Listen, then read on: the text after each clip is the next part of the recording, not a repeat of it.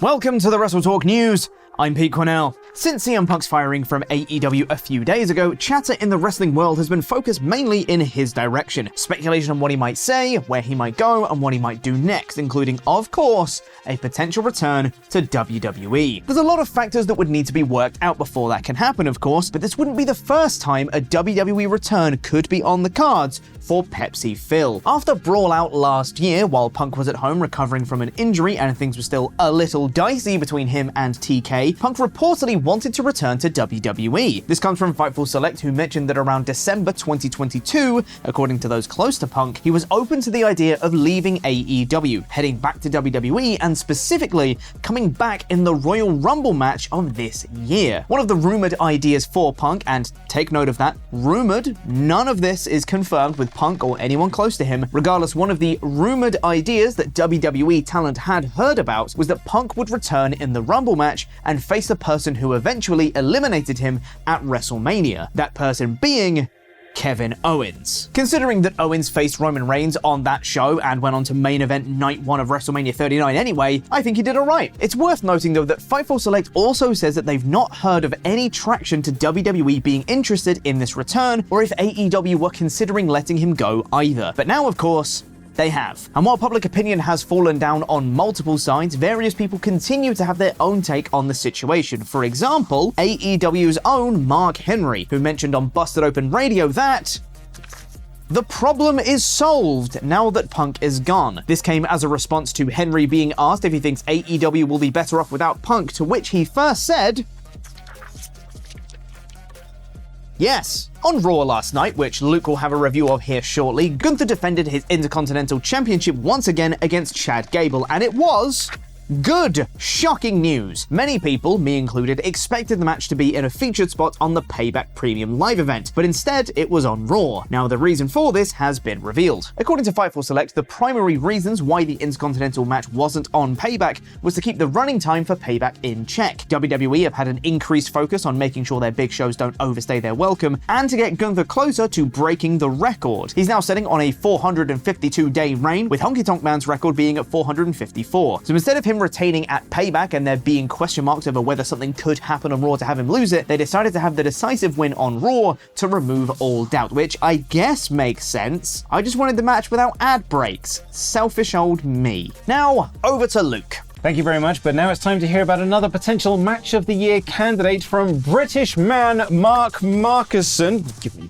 British wrestling legend, kill it, names. Okay. He's a legend. It's been an incredible few weeks for wrestling, hasn't it? Oh my gosh, Luke, what an exciting few weeks it's been all over the wrestling world. Hasn't it just? I had such a good time. Of course you have. Oh, the American Carpetbaggers finally came over and did a big show at Wembley. If you were paying attention, you'd have seen the real outstanding contest of the weekend was between Luke Jacobs and Tomohiro Ishii at the Copper Box Arena for Rev Pro's 11th anniversary Oh, I'm show. so glad that's here because that was amazing, wasn't it? Like, it was so good. It was an incredible match. I loved it. You were there. I didn't see you. But yeah, no, of course I was there. Like, the crowd was electric. We were sat in the upper bowl. The Upper Bowl. So you weren't really there. Real fans buy floor seats. The match was a masterclass in strong style. Just two behemoths built in the traditional British and Japanese styles, absolutely beating the tar out of each other. Strikes, chops, suplexes, forearms, headbutts, and neither man was willing to back down. They just wanted to get the win, and they were going to do anything that they could to make it happen, throwing everything they had at each other. And I want to single out Luke Jacobs for praise here, because since Ishii has shown up a few times for that company, people claim to know his stuff, but Jacobs deserves equal credit for selling this match to a crowd who were ready and willing to eat it up. Multiple times we rose in our feet in appreciation for the brutal spectacle. I'm sure you saw us. But in the end, it was an Ishii brainbuster that made the difference and finally put away the Manchester lad for the 1, 2, 3. Luke, what can I say? I love British wrestling, and this whole show was such a celebration of it, and with my reverence for the icons of both Britain and Japan, how could I possibly give this match anything other than 15 stars? 15? 15. All right, I'm curious, Mark. You know. I do the maths. Please, I insist, do the maths on that one. What? I mean, the work got 4 stars, the match itself, and then, Rev Pro's going strong, 11 years. I think each year of that deserves a star. 15 stars. Right? you know. But I hate that, but it does make sense. There you go. That's what I'm saying. I've been saying. Thank you, Mark. Maybe it does make sense. But that's enough from Mark, because it's now time for my review of Monday Night Raw, aka the "See, this is funny because you can't see me, you get it? You can't see me" edition of Monday Night Raw in about 5 minutes. Don't worry though, guys, I actually am still here. The show opened with a big video recap of Payback, highlighting the Judgment Day winning all sorts of titles, and main event Jey Uso being drafted to Monday Night Raw. And Jey opened the live show itself by announcing that Cody Rhodes is the man that brought him back to WWE after being away for, checks notes, just 3 weeks. Although, given how much happened between All In and All Out, maybe 3 weeks does feel like a lifetime at this point. He was interrupted by Sami Zayn, who wanted to let him know that because of the Bloodline's actions, Jey Uso is not a popular guy backstage, and there are a lot of dudes who won't be happy to see him there. It's okay, Jay, Punk will be here soon, and that should take some of the heat off of you. Sami isn't sad to see him here, though, and he offered his hand for a shake, but Jay didn't shake it. And when Sami went to leave, Jay revealed that wasn't very Usy, and he did want to shake his hand. Sami hugged him instead, and this was all lovely. I've really gone off the boil with the Bloodline story in recent weeks, but hopefully Jay being far away from Jimmy, Roman, and Solo should help keep some interest in seeing them face each other down the line. Reportedly, WWE want to hold off on Jay versus Jimmy until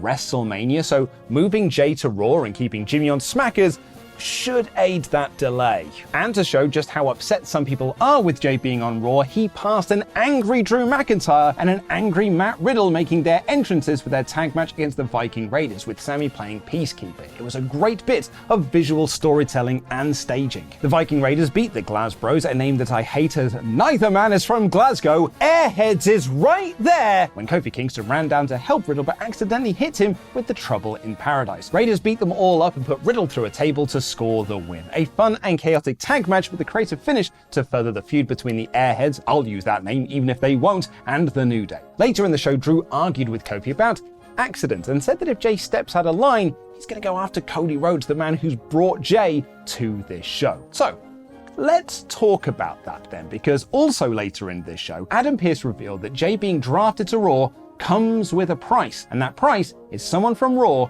being sent to SmackDown. Not only that, but the person who's going to get drafted is going to upset the Raw locker room. I know Drew's just set himself up for a feud with Cody Rhodes, but Rhodes going to SmackDown is the choice that makes the most sense. It would, in kayfabe, upset a lot of people in the Raw locker room. It is an equal trade of main event talent, and it would put Cody back on the same show as Roman so he can finish a certain story that he would like to finish. Or, you know, it'll just be Akira Tozawa or some shit.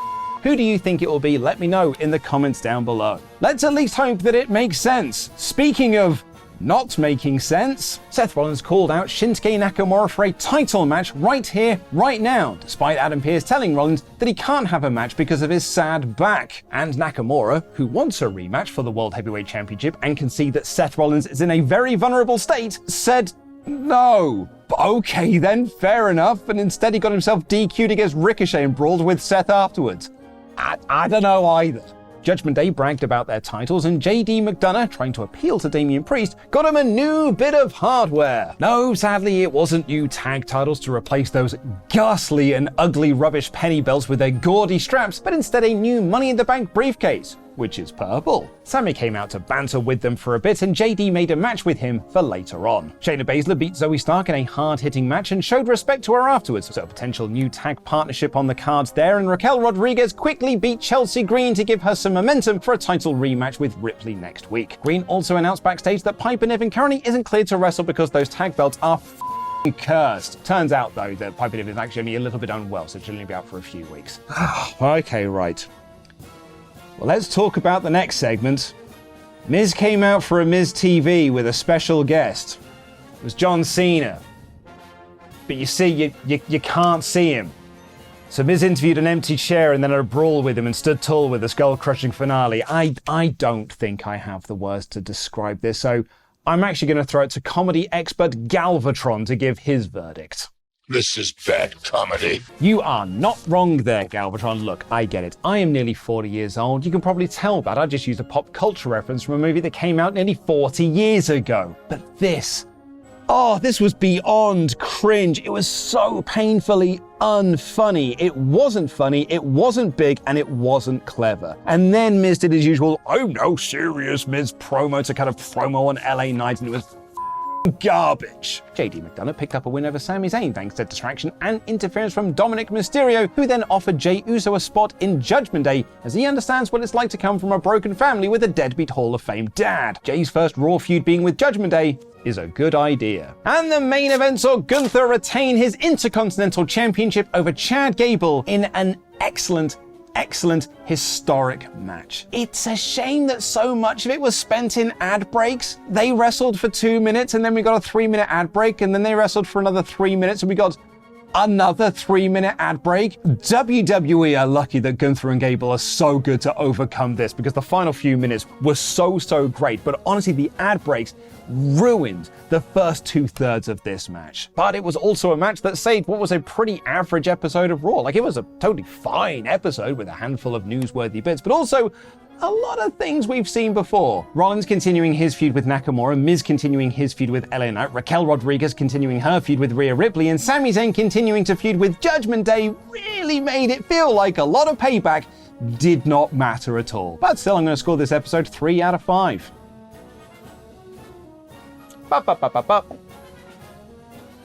God, I'm hungry.